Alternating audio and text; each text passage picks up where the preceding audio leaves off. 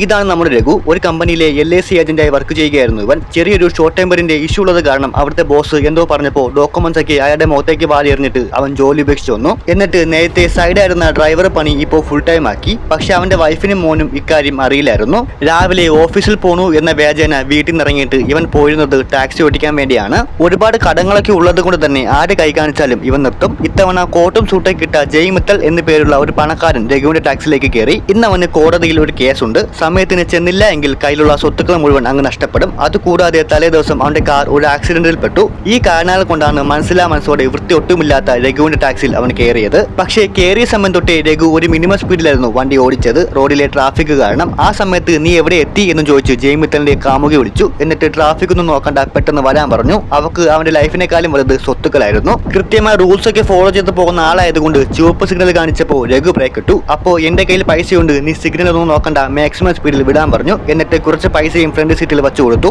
എന്നാൽ രഘു സിഗ്നലൊക്കെ മാറിയിട്ട് പതുക്കെയാണ് വണ്ടി എടുത്തത്. സമയം എങ്ങനെ കൂടുന്തോറും ജയ് മിത്തലിന് ടെൻഷൻ കൂടി വന്നു. കാരണം അവന്റെ ആസ്തി ഏകദേശം 30 കോടി രൂപയാണ്. അത് വെറുതെ കളയാൻ അവൻ ഉദ്ദേശിച്ചിട്ടില്ല. കുറച്ചുകൂടി പൈസ അവിടെ വെച്ച് ഇനിയും സ്പീഡിൽ പോകാൻ പറഞ്ഞു. ഒരനക്കോ രഘുവിന്റെ ഭാഗത്തുനിന്ന് ഇല്ലാത്തത് കൊണ്ട് അവൻ വീണ്ടും പൈസ വെച്ചുകൊണ്ടേയിരുന്നു. കുറച്ചു നേരം കൂടി കാത്തിരുന്നപ്പോൾ അവന്റെ കടങ്ങളൊക്കെ തീർക്കാനുള്ള പൈസ അവിടെ വീണു. അങ്ങനെ രഘു വണ്ടിയുടെ സ്പീഡ് കൂട്ടി. 40ന് മുകളിൽ പോകാത്തവൻ 80ലും 100ലും ഒക്കെ കയറി. സ്പീഡ് കൂടിയപ്പോൾ രഘുവിന്റെ ബാലൻസ് തെറ്റി നേരെ വണ്ടി പോയി വേറൊരു വണ്ടിയുമായി കൂട്ടിയിടിച്ചു. അങ്ങനെ വലിയൊരു ആക്സിഡന്റ് ഉണ്ടായി. എതിരെ വന്ന വണ്ടിക്കാരുമായി രഘു തർക്കിച്ചുകൊണ്ടിരിക്കുന്ന നേരത്ത് ജയ് മിത്തൽ അവിടുന്ന് തടി തപ്പി. രഘു അവനെ അന്വേഷിച്ചു തുടങ്ങിയ സമയത്ത് അവൻ എത്തേണ്ട സ്ഥലത്ത് എത്തിയിരുന്നു. രഘുവിനെ പോലീസ് കൊണ്ടുപോവുകയും ചെയ്തു. പക്ഷേ അപ്രതീക്ഷിതമായി ജയ് മിത്തൽ അവനെ കാണാനായി സ്റ്റേഷനിലേക്ക് വന്നു. എന്തിനാണെന്ന് വെച്ചാൽ ജയ് മിത്തലിന്റെ ലൈഫ് തന്നെ ഇപ്പൊ അവന്റെ കയ്യിലാണ്. ഡോക്യുമെന്റ്സ് വെച്ചിരുന്ന ലോക്കറിന്റെ കീ അറിയാതെ ആ കാറിന്റെ അകത്തേക്ക് വീണിരുന്നു ആക്സിഡന്റ് സമയത്ത്. അതില്ലാതെ അവനിപ്പോ ഒന്നും ചെയ്യാൻ പറ്റില്ല.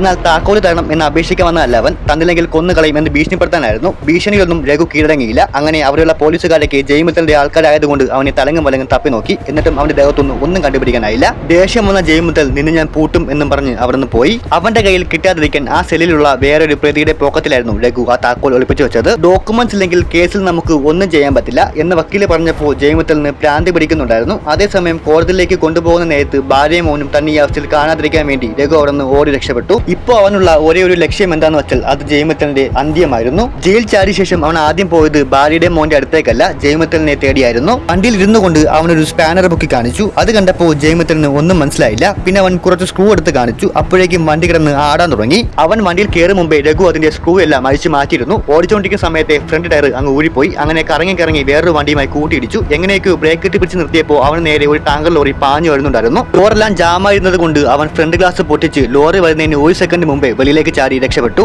പക്ഷെ അവനെ തേടി രഘു അവിടെ കാത്തു നിൽപ്പുണ്ടായിരുന്നു.